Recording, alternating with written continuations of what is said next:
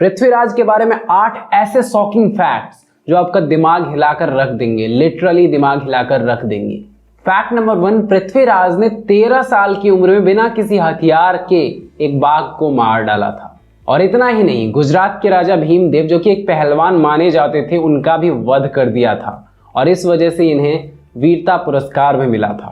Fact number 2, Sanyogita जो थी उनको पृथ्वीराज से प्रेम था और उनके जो पिता थे वो पृथ्वीराज के दुश्मन थे, जिस वजह से उनके पिता ने पृथ्वीराज को संयोगिता के स्वयंवर में बुलाया ही नहीं था। और इतना ही नहीं, पृथ्वीराज का एक पुतला बनाया गया था जो कि प्रणाम करते हुए था और उसे द्वार पर लगाया था ताकि पृथ्वीराज का अपमान हो सके। स्वयंवर जब शुरू होता है तो संयोगिता सारे राजाओं को देखते हुए आती हैं, उनको पृथ्वीराज नहीं मिलते हैं और जिस वजह से वो पृथ्वीराज के पुतले को माला पहना देती हैं। और क्या आपको पता है, उस पुतले के पीछे सच में पृथ्वीराज रहते हैं। पृथ्वीराज छुपे रहते हैं उस पुतले के पीछे। जैसे ही देखते हैं उनको माला पहनाया गया है, वो सीधे संयोगिता को लेते हैं और घोड़ा पर सवार होकर निकल जाते हैं। पूरे भारतवर्ष के राजाओं के सामने में संयोगिता का हरण करके अपने राज्य ले जाते हैं और उनसे शादी करते हैं। इसको बोलते हैं ट्रू लव। एक लड़की के लिए जिससे वो प्यार करते थे, पूरे भारतवर्ष के राजाओं से दुश्मनी मोल ले लिया। फैक्ट नंबर 3, इस फैक्ट पे शायद आप विश्वास ना करें, लेकिन ये कहा जाता है कि पृथ्वीराज को अश्वत्थामा ने शब्दवेदी बाण सिखाया था।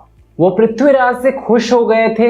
हो सकता है पृथ्वीराज उनकी पूजा करते हो, आई डोंट नो, लेकिन अश्वत्थामा ने उन्हें शब्दवेदी बाण सिखाया था। इतना ही नहीं, 3 अचूक ऐसे बाण दिए थे जिससे वो किसी को भी मार गिरा सकते थे। फैक्ट नंबर 4, जब पृथ्वीराज पकड़े गए, उन्हें बंदी बना लिया गया, उन्हें तरह तरह की यातनाएं दी जा रही थी मोहम्मद गोरी के यहाँ। उस टाइम उन्हें बचाने के लिए उनका दोस्त चंद बरदाई भेष बदलकर महल में चला गया था।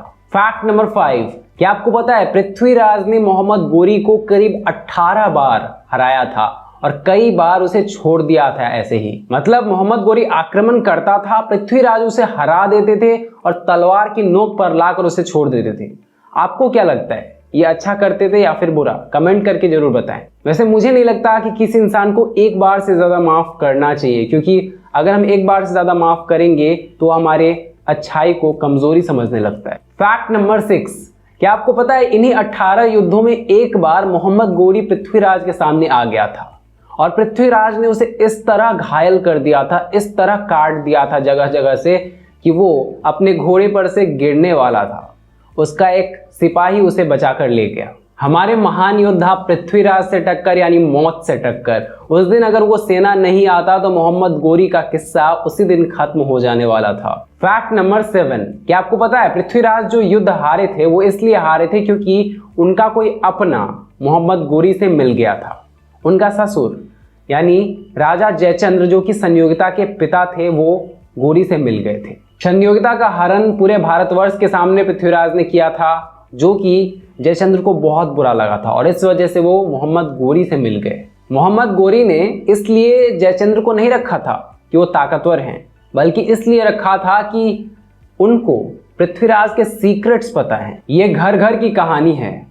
यहाँ अपने ही अपनों को मारते हैं। कुल्हाड़ी लकड़ी की सहायता से पेड़ काटता है और विभीषण की सहायता से राम रावण को मारते हैं। खैर, रावण का मरना तो सही था, लेकिन जयचंद्र का इस तरह मोहम्मद गोरी से मिल जाना उसके नाम को इतिहास में धूमिल कर देता है और पृथ्वीराज के नाम को और उठा देता है। फैक्ट नंबर 8, क्या आपको पता है चंद्रबरदाई साधु के भेष में मोहम्मद गोरी के महल में जाते हैं और उन्हें कहते हैं कि पृथ्वीराज को बहुत अच्छा शब्दवेदी बाण चलाना आता है। चंद्रबरदाई जानते थे कि मोहम्मद गोरी जानना जरूर चाहेगा कि पृथ्वीराज शब्दवेदी बाण चलाते कैसे हैं, और यही हुआ।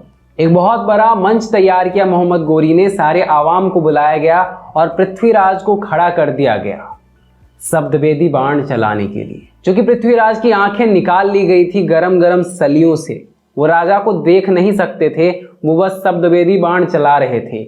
मतलब आवाज किया जा रहा था कहीं पे और वहां पर वो तीर चला रहे थे। चंद्रबरदाई उनके आसपास ही खड़े थे, उन्हें सब कुछ बता दिया था।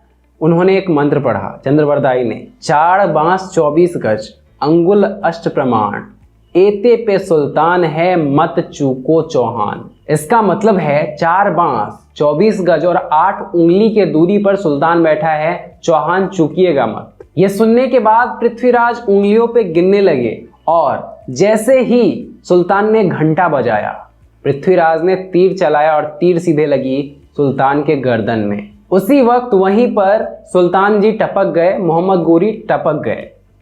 अब आप सोचोगे पृथ्वीराज और चंद्रबरदाई का क्या हुआ? मैं आपको बता दूं, वो जानते थे कि वो बच नहीं पाएंगे क्योंकि सेना बहुत ज्यादा थी। अगर पृथ्वीराज अंधे नहीं होते, उनकी आंखें नहीं निकाली गई होती तो शायद बचने के चांसेस थे, लेकिन ऐसे में बिल्कुल नहीं था, जिस वजह से उन्होंने एक दूसरे को छुरा भोंक के मार दिया, जो कि उन्होंने पहले ही रखा हुआ था। दुश्मन का एक भी सिपाही उन्हें छू नहीं सका और वो एक दूसरे को मारकर वीरगति को प्राप्त हुए। ये थे 8 अमेजिंग फैक्ट्स पृथ्वीराज के बारे में। आई थिंक मैंने बायोग्राफी ही बता दी पृथ्वीराज की शायद।